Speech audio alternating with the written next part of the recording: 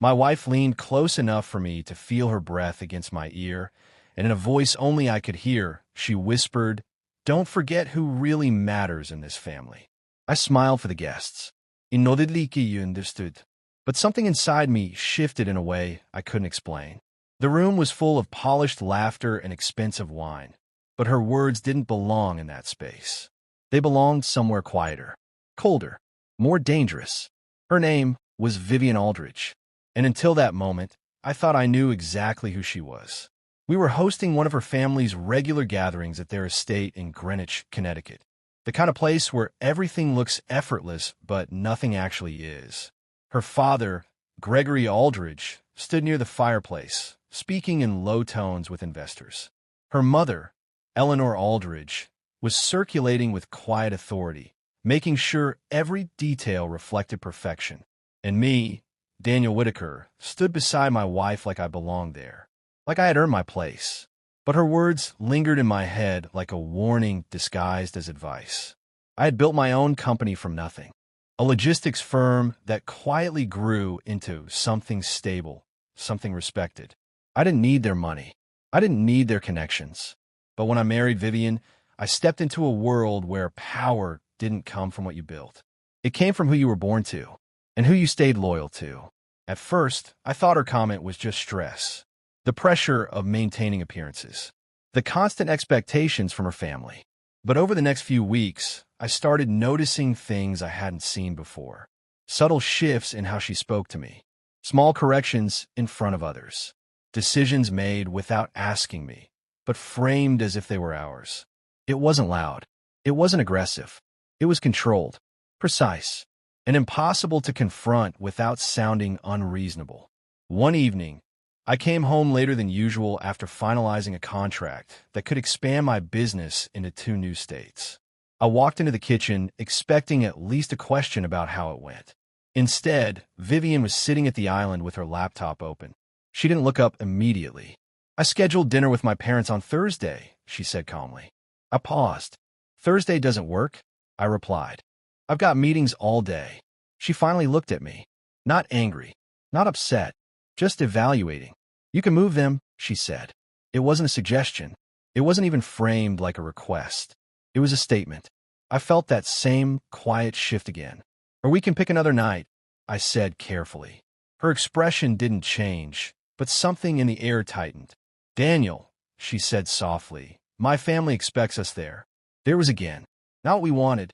Now it made sense. What her family expected. I agreed. Not because I wanted to, but because I didn't want to turn something small into something bigger. That's how it always starts.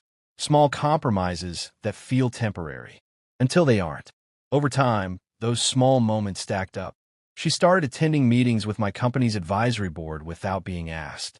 At first, she said she just wanted to understand my world better. Then she started making suggestions. Then recommendations. Then quiet decisions that I would only hear about afterward. It was subtle enough that no one questioned it. In fact, most people seemed impressed. Vivian carried herself with confidence. She spoke like someone who had always belonged in those rooms. And maybe she had, but I hadn't invited her into mine to take control.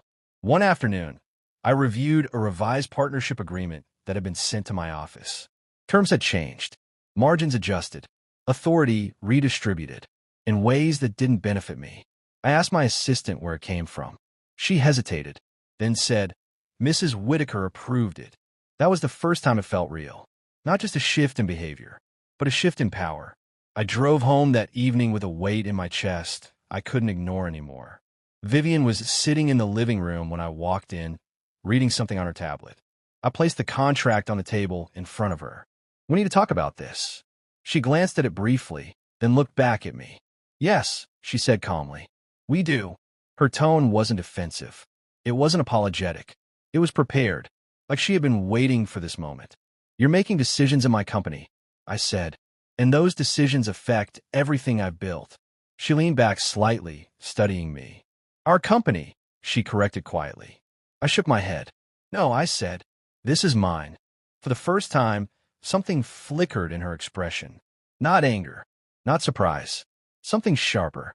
"Daniel," she said, her voice still controlled, Everything you have now is connected to this family. That landed harder than I expected, because it wasn't entirely untrue. Her connections had opened doors faster, but I had walked through them on my own, built something real on the other side. Before we go further, think about this for a second. If you were in that position, would you draw a line right there? Would you try to keep the peace a little longer? I didn't answer her immediately, because I realized something in that moment.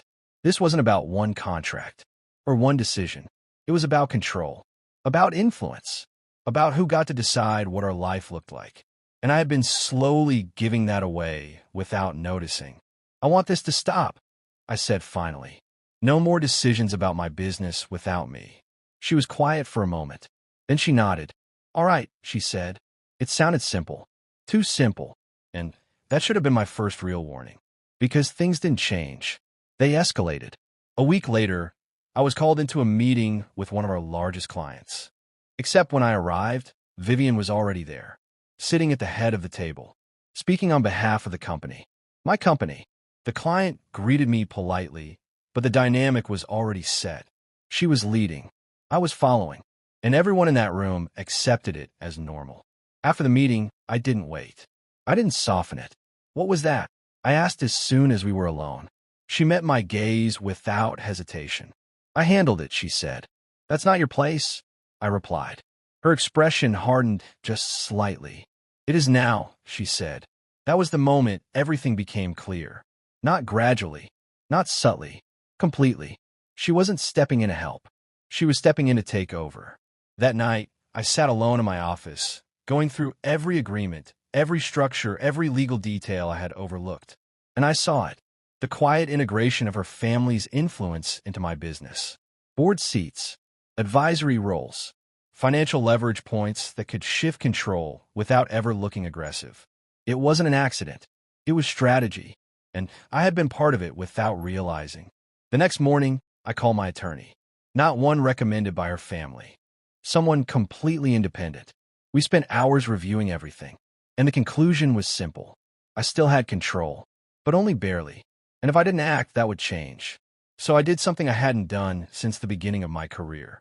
I made decisions quickly, quietly, and without asking for permission. I restructured key parts of the company, removed external advisory influence, reasserted decision authority, not aggressively, not emotionally, legally, precisely. When Vivian found out, she didn't raise her voice. She didn't argue. She just stood there, looking at me with that same controlled expression.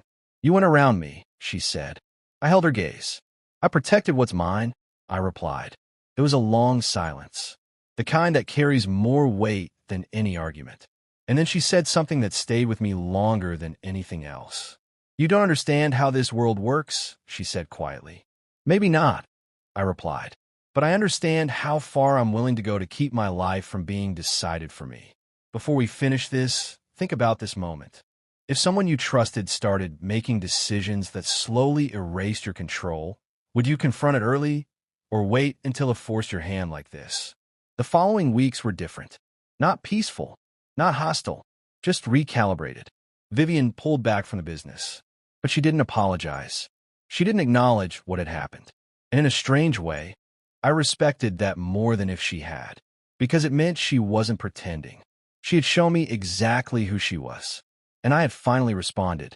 We still attended family gatherings, still stood side by side in rooms filled with quiet power and unspoken expectations.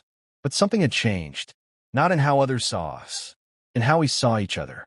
There was clarity now, boundaries that hadn't existed before, and a quiet understanding that neither of us would cross them without consequences. That whisper at the party had been a warning, but not the one she intended. It wasn't about remembering who mattered.